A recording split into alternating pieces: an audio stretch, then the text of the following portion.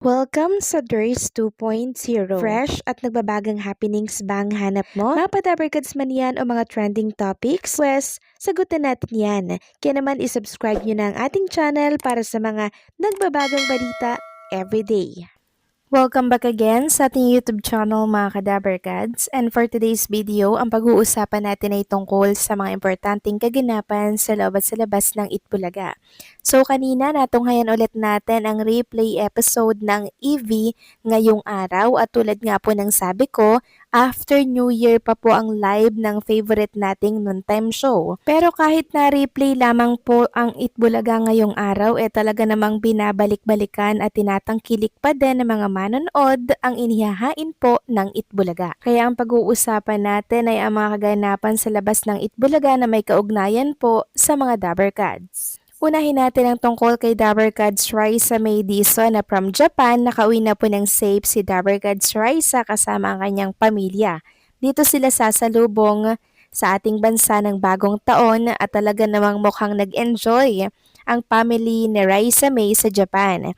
At pagka-uwi nga po nila, na-miss nila yung lutong bahay dito sa Pinas. Kaya nagpaksiw agad ang mami ni Raisa May. Ibang-iba kasi talaga ang mga pagkain sa ibang bansa. Talagang hahanap-hanapin natin yung lutong bahay sa Pilipinas. Talagang walang makakatalo kahit saan tayo mapadpad ng panig ng ating bansa. Ang hinahanap-hanap pa din natin yung luto dito sa ating bansa. Samantalang 60 days to go mga ka-Dabarkads, suportahan natin itong magiging concert ni Dabarkads ay Sigera na gaganapin sa New Frontier Theater, Araneta City by February 27, 2026 po yan.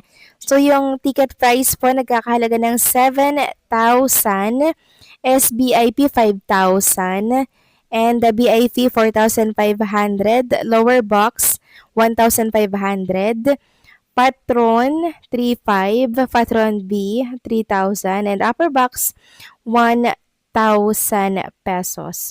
So kung gusto nyo pong bumili ng ticket, available po yan sa ticket online. Samantalang ibinahagi naman po ng Itbulaga sa TBJ na page, itong picture po ni Maine Mendoza na kinokonekta po sa napamaskuhan ng mga anak-anak, no?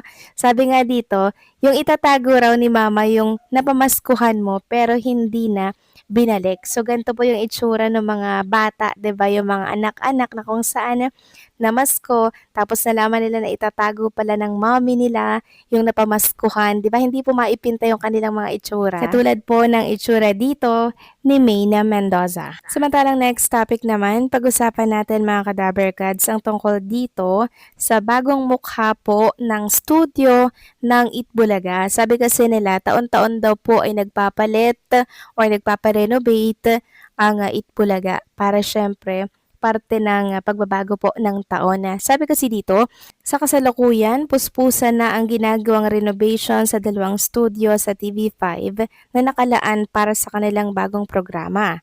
Makikita sa mga pasilip na larawan at video ang sigasig ng mga trabahador upang masiguro na magiging handa at maganda ang bagong tahanan ng mga Dabarkads. Ito ay isang malinaw na indikasyon na seryoso ang TV5 sa pagsuporta sa grupo at sa pagbibigay ng dekalidad na entertainment sa mga manonood. Ang balitang ito ay nagdulot ng malaking ingay sa social media. Maraming mga netizen ang nagpahayag ng kanilang suporta at katuwaan sa panibagong simula ng TBJ.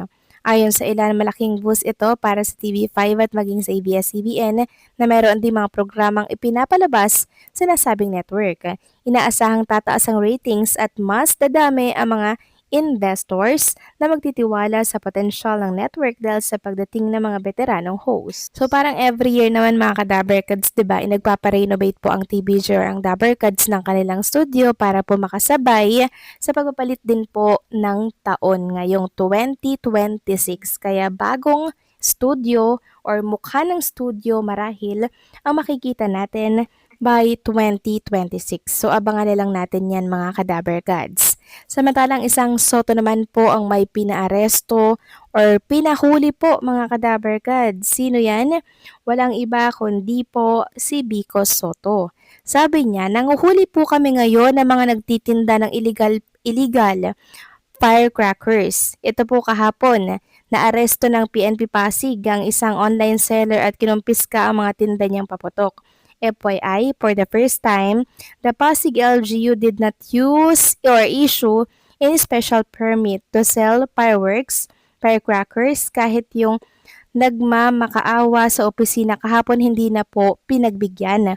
Ang problema lang talaga natin ang lapit sa atin ng mga pagawaan at distributor ng paputok. Kaya nakakapasok at nakakapasok pa rin. Nasa gitna rin tayo. May boundary sa 7LGU. Ito rin naman yung nagiging problema sa ibang bagay, gaya ng mga homeless na lumilipat-lipat tuwing may rescue operation ng isang LGU. Pero ito ang gagawin namin ng PNP Pasig, Pasig LGU, POD, at ng mga barangay din. Manghuhuli kami ng manghuhuli lalo na ng mga nagtitinda ng pinagbabawal na paputok. Have a happy, safe New Year!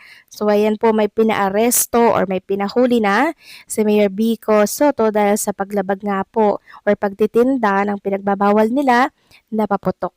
Samantalang next topic naman tayo, pag-usapan natin mga Kadaver Gods ang tungkol naman dito sa pag-alma po ng TV5 dahil sa isang kumakalat na post. Sabi nga dito, altered post, maging mapanuri sa mga post na inyong nababasa at nakikita sa social media mga kapatid.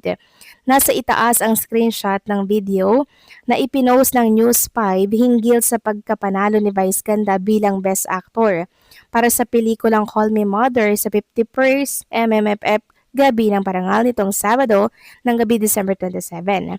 Nasa baba naman ang kopya ng altered post na kumakalat online na naglalaman ng ilang negatibong komento na pinalalabas na kami ang nag-post. So ayun, umalma na po ang TV5 mga Kadaver Gods, no? Kasi ang dami nagkalat na post, fake post ngayon dito sa mundo ng social media. So parang siguro, parang sinisira ng TV5 kay Vice Ganda.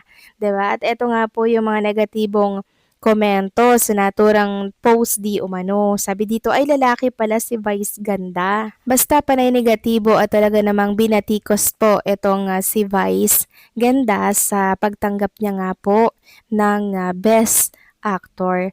Actor kasi 'di ba alam naman natin ang kasarian po talaga ni Vice Ganda, lalaki po siya. 'Di ba? Kaya kung ano po ang kasarian niya talaga, syempre, yun po ang itatawag sa kanya. Best Actor. Alam nga namang Best Actress mga Kadaver Gods, 'di ba? Alam naman natin ang katotohanan. And yung mga negatibong comment na yan, mga netizen yan na kung saan hindi natin mapipigil na magsalaysay ng kanilang mga saloobin, magkomento ng saloobin dahil wala naman tayong kontrol sa mga kaganapan dito sa mundo ng social media. Kaya naman ang TV5 or ang News 5 ay for the alma para linawin ang tungkol sa kumakalat na post. So kayo ba mga Kadaver Gods, ano po ang masasabi ninyo dito? Please comment down below and syempre, don't forget to like, share, comment, and subscribe.